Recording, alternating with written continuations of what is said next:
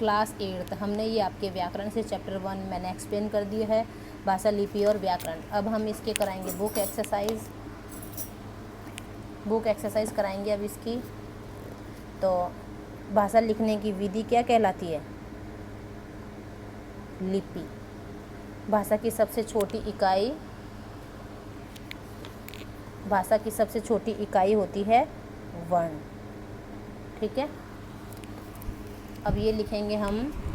अपने मन के विचारों को लिखकर प्रकट करने को क्या कहते हैं? लिखित भाषा। जब व्यक्ति संकेतों द्वारा अपने विचारों को समझाता है तो इसे डैश भाषा कहा जाता है। संकेत द्वारा, संकेत का सांकेतिक। ठीक है, सांकेतिक भाषा। वाक्य डैश से बनते हैं। वाक्य किससे बनते हैं? शब्दों से बनते हैं। ठीक है, अब ये राइट रॉन्ग है। शुद्ध बोलने और लिखने के लिए व्याकरण का ज्ञान आवश्यक है। हाँ, भारत देश में केवल हिंदी ही बोली जाती है? नहीं, बहुत सारी भाषाएं बोली जाती है। रेडियो पर सांकेतिक भाषा का प्रयोग होता है। रेडियो पर मौखिक भाषा का प्रयोग होता है। विद्यार्थी परीक्षा में लिखते समय मौखिक भाषा का प्रयोग करते हैं। नो, लिखित भाषा का। भाषा को लिखने की विधि लिपि कहलाती है। हाँ, ठीक है। अब ये हम कराएंगे मैच।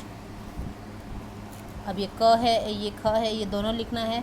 कश्मीर यहाँ पर लगा लेंगे नंबर 1 2 3 4 5।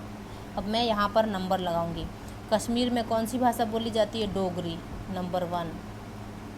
बिहार में बोली जाती है भोजपुरी, 2। बिहारी भी बोली जाती है, भोजपुरी भी बोली जाती है। तो बिहारी है नहीं, तो भोजपुरी, मगधी, अवधी सब भाषा बोली जाती है। हरियाणा में हरियाणवी, 3 नंबर। राजस्थान में मारवाड़ी, राजस्थानी बोली जाती है, मारवाड़ी बोली जाती है।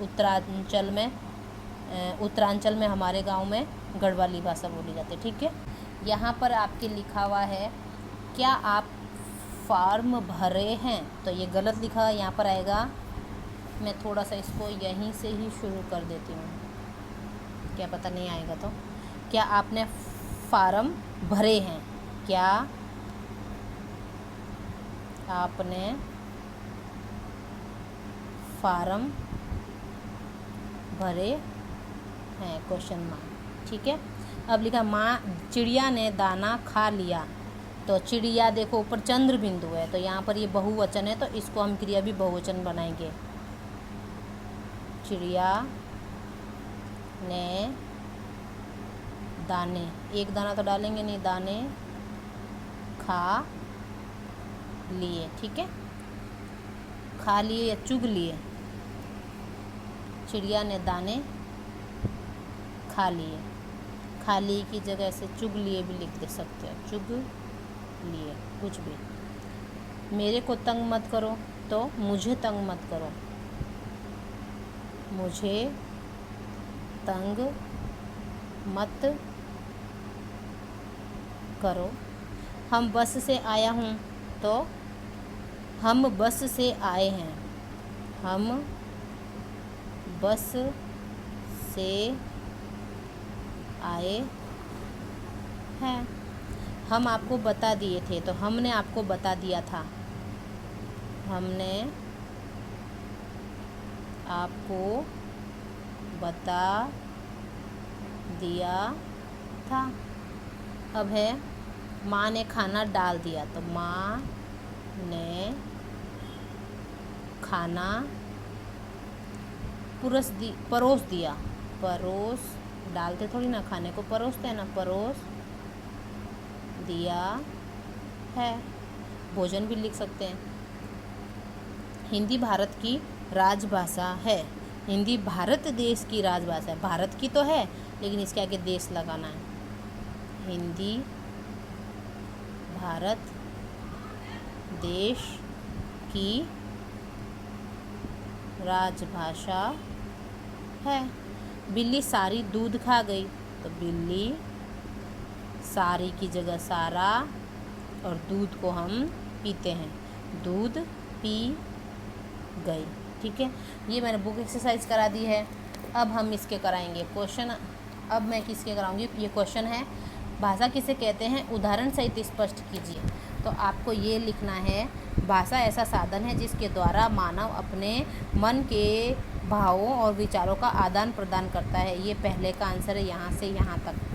तो इसमें ये उदाहरण लिख देना। ये अनुष्का पत्र लिख रही है, ठीक है, एक उदाहरण बहुत है। अब है क्वेश्चन है, भाषा कितने प्रकार की होती है, एक एक का उदाहरण बताइए। तो इसी के याद इधर है पेज नंबर 6 में, पेज नंबर 6 में भाषा के पेज नंबर 6 में है भाषा कितने प्रकार की थी। तो यहाँ पर ये रहा जो बोल रही हूँ वो।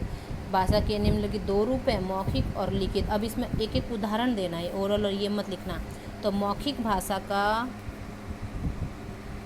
भाषा का उदाहरण लिख देना, रेडियो सुनना,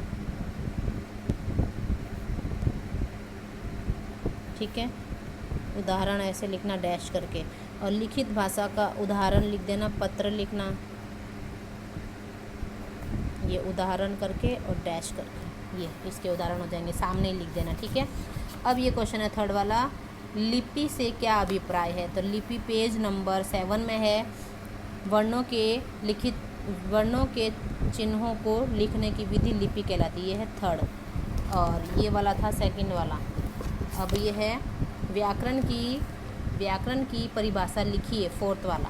तो व्याकरण की परिभाषा ये रही यहाँ पर पेज नंबर 8 में। व्याकरण वह शास्त्र है जिसके द्वारा हम किसी भी भाषा के शुद्ध रूप का ज्ञान प्राप्त कर सकते हैं। ये है फोर्थ का आंसर, ये पूरी एक लाइन, ठीक है। अब है व्याकरण के रूपों की व्याख्या कीजिए। तो पेज नंबर 9 है ये बेटा, ये रहा पेज नंबर 9। तो इसमें लिखना है, पेज नंबर 9 है ये बेटा। व्याकरण के रूप, व्याकरण के निम्नलिखित रूप है, जो डैश करी वो वर्ण विचार, शब्द विचार, वाक्य विचार, ये पूरा लिखना आपको, यहाँ तक पूरा लिखना, यहाँ से लेके और यहाँ तक, ठीक है। अब आया है क्वेश्चन इसमें 6, ये तो 5 नंबर का है।